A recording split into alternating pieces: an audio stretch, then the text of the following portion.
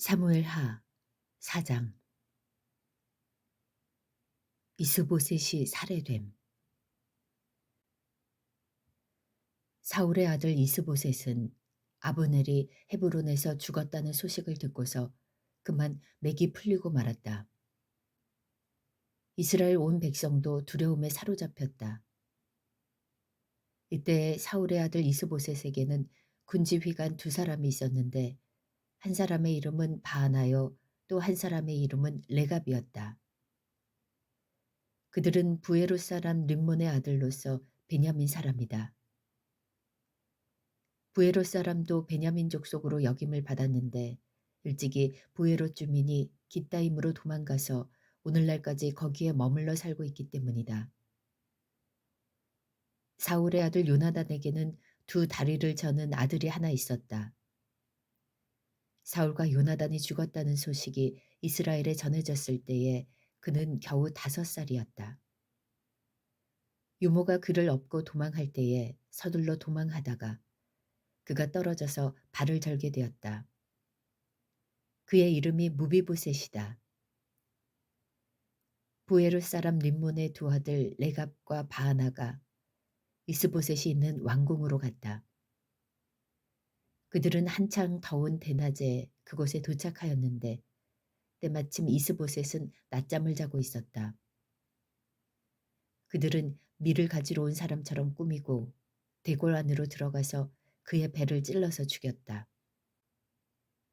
그런 다음에 레갑과 그의 동생 바하나는 도망하였는데 그들이 대궐로 들어갔을 때에 왕은 침실에서 침대에 누워서 자고 있었다.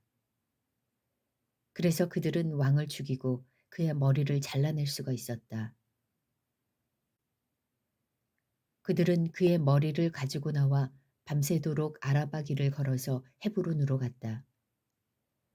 거기에서 그들은 이스보셋의 머리를 다윗에게로 들고 가서 말하였다. 임금님의 생명을 노리던 원수 사울의 아들 이스보셋의 머리를 여기에 가져왔습니다.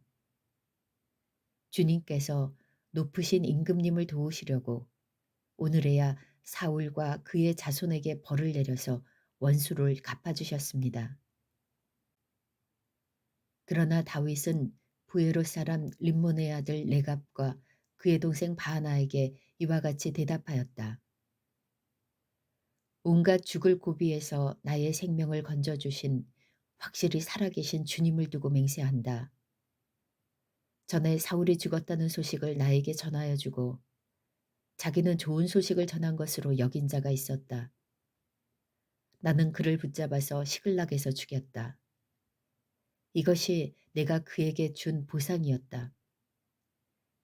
하물며 흉악한 자들이 자기 집 침상에서 잠자는 어진 사람을 죽였으니 내가 어찌 너희의 살인죄를 벌하지 않을 수가 있겠느냐. 그러므로 나는 이제 너희를 이 땅에서 없애버리겠다. 다윗의 젊은이들에게 명령하니 젊은이들이 그 두 사람을 죽이고 그들의 손과 발을 모조리 잘라낸 다음에 그들의 주검을 헤브론의 연못가에 달아 메었다. 그러나 이스보셋의 머리는 가져다가 헤브론에 있는 아브넬의 무덤에 묻었다. 사무엘하 5장. 다윗이 온 이스라엘의 왕이 되다. 이스라엘의 모든 지파가 헤브론으로 다윗을 찾아가서 말하였다.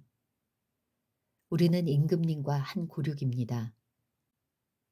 전에 사울이 왕이 되어서 우리를 다스릴 때에 이스라엘 군대를 거느리고 출전하였다가 다시 데리고 돌아오신 분이 바로 임금님이십니다. 그리고 주님께서 네가 나의 백성 이스라엘의 목자가 될 것이며 네가 이스라엘의 통치자가 될 것이다 하고 말씀하실 때에도 바로 임금님을 가리켜 말씀하신 것입니다. 그리하여 이스라엘의 모든 장로가 헤브론으로 왕을 찾아오니 다윗 왕이 헤브론에서 주님 앞으로 나아가 그들과 언약을 세웠다. 그리고 그들은 다윗에게 기름을 부어서 이스라엘의 왕으로 삼았다. 다윗은 30살의 왕이 되어서 30년 동안 다스렸다. 그는 헤브론에서 7해 6달 동안 유다를 다스리고 예루살렘에서 33해 동안 온 이스라엘과 유다를 다스렸다. 다윗이 시온을 정복하여 수도로 삼다. 다윗 왕이 부하들을 거느리고 예루살렘으로 가서 그 땅에 사는 여부스 사람을 치려고 하니 그들이 다윗에게 말하였다. 너는 여기에 들어올 수 없다. 눈먼 사람이나 다리 저는 사람도 너쯤은 물리칠 수 있다. 그들은 다윗이 그곳으로는 들어올 수 없을 것이라고 생각한 것이다. 그러나 다윗이 시온 산성을 점령하였으므로 그곳 이름을 다윗성이라고 하였다. 그날 다윗이 이렇게 명령을 내렸다.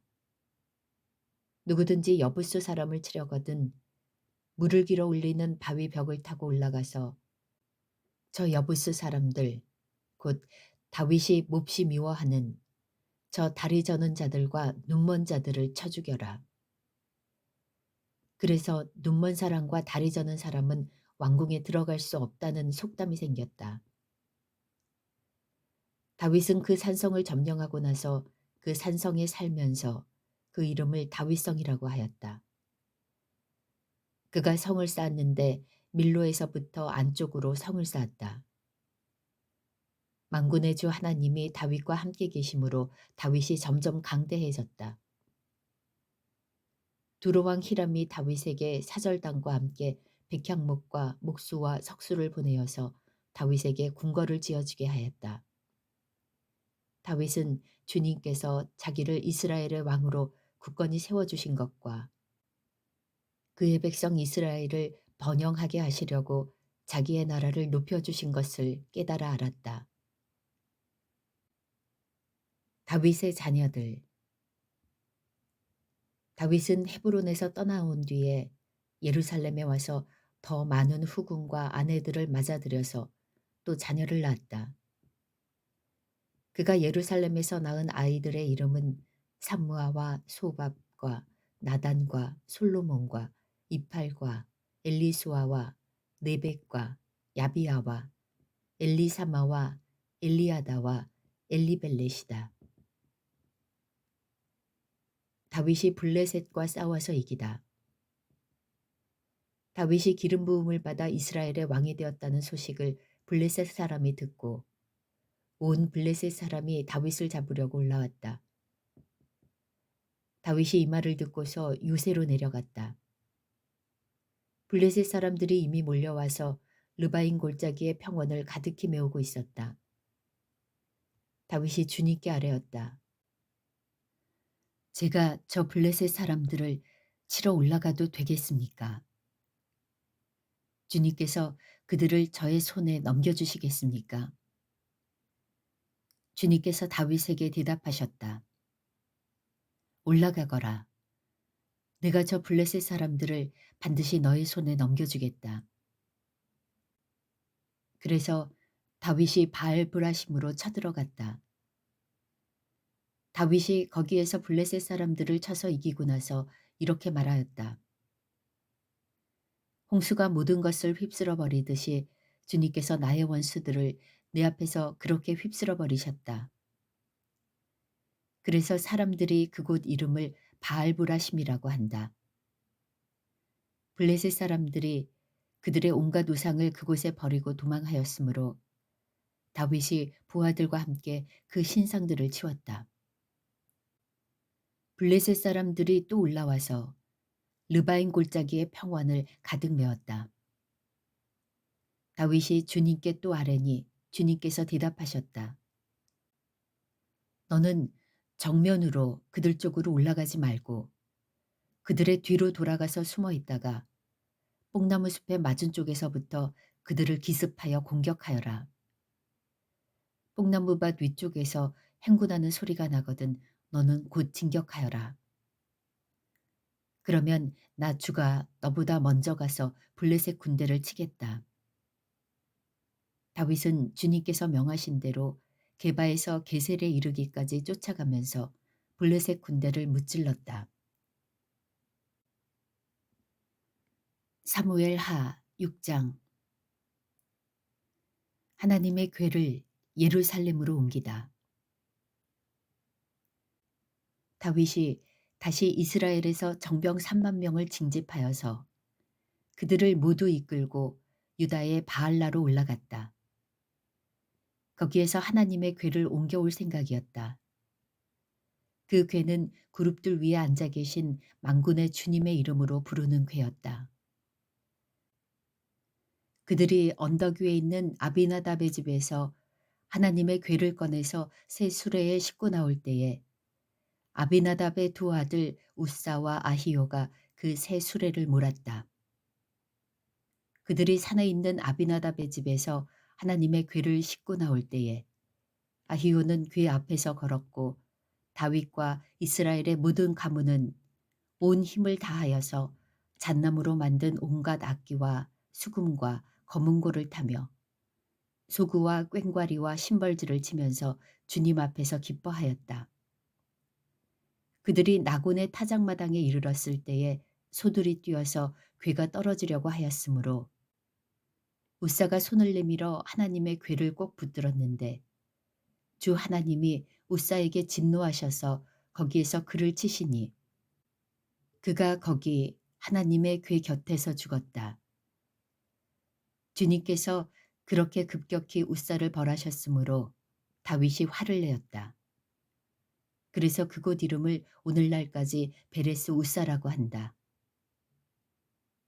그날 다윗은 이 일 때문에 주님이 무서워서 이래서야 내가 어떻게 주님의 궤를 내가 있는 곳으로 옮길 수 있겠는가 하였다. 그래서 다윗은 주님의 궤를 다윗성으로 옮기지 않고 가드 사람 오벳 에돔의 집으로 실어가게 하였다. 그래서 주님의 궤가 가드 사람 오벳 에돔의 집에서 석 달 동안 머물렀는데 그때 주님께서 오벳 에돔과 그의 온 집안에 복을 내려주셨다. 누군가가 오벳 에돔의 집에 하나님의 궤를 보관하였기 때문에 주님께서 오벳 에돔의 집과 그에게 딸린 모든 것에 복을 내려주셨다는 소식을 다윗 왕에게 전하였다. 그리하여 다윗은 기쁜 마음으로 가서 하나님의 궤를 오벳 에돔의 집에서 다윗성으로 가지고 올라왔다. 궤를 옮길 때에 그는 큰 축제를 벌였다. 다윗은 주님의 궤를 맨 사람들이 6걸음을 옮겼을 때에 행렬을 멈추게 하고 소와 살진 양을 제물로 잡아서 바쳤다. 그리고 다윗은 모시로 만든 에봇만을 걸치고 주님 앞에서 온 힘을 다하여 힘차게 춤을 추었다. 다윗과 온 이스라엘 가문은 환호성을 울리고 나팔 소리가 우렁찬 가운데 주님의 궤를 옮겨왔다. 주님의 궤가 다윗성으로 들어올 때에 사울의 딸 미갈이 창밖을 내다보다가 다윗 왕이 주님 앞에서 뛰면서 춤을 추는 것을 보고 마음속으로 그를 업신여겼다. 그들이 주님의 궤를 들여다가 다윗이 궤를 두려고 쳐놓은 장막안 제자리에 옮겨 놓았을 때에 다윗이 주님 앞에 번제와 화목제를 드렸다. 다윗은 번제와 화목제를 드리고 나서 만군의 주님의 이름으로 백성에게 복을 불어주고 그곳에 모인 온 이스라엘 백성에게 남녀를 가리지 않고 각 사람에게 빵 한 덩어리와 고기 한 점과 건포도 과자 한 개씩을 나누어 주었다. 그런 다음에 온 백성이 각각 자기들의 집으로 돌아갔다. 다윗이 자기의 집안 식구들에게 복을 빌어주려고 궁전으로 돌아가니 사울의 딸 미갈이 다윗을 맞으러 나와서 이렇게 말하였다. 오늘 이스라엘의 임금님이 건달패들이 맨살을 드러내고 춤을 추듯이 신하들의 아내가 보는 앞에서 몸을 드러내며 춤을 추셨으니 임금님의 채통이 어떻게 되겠습니까?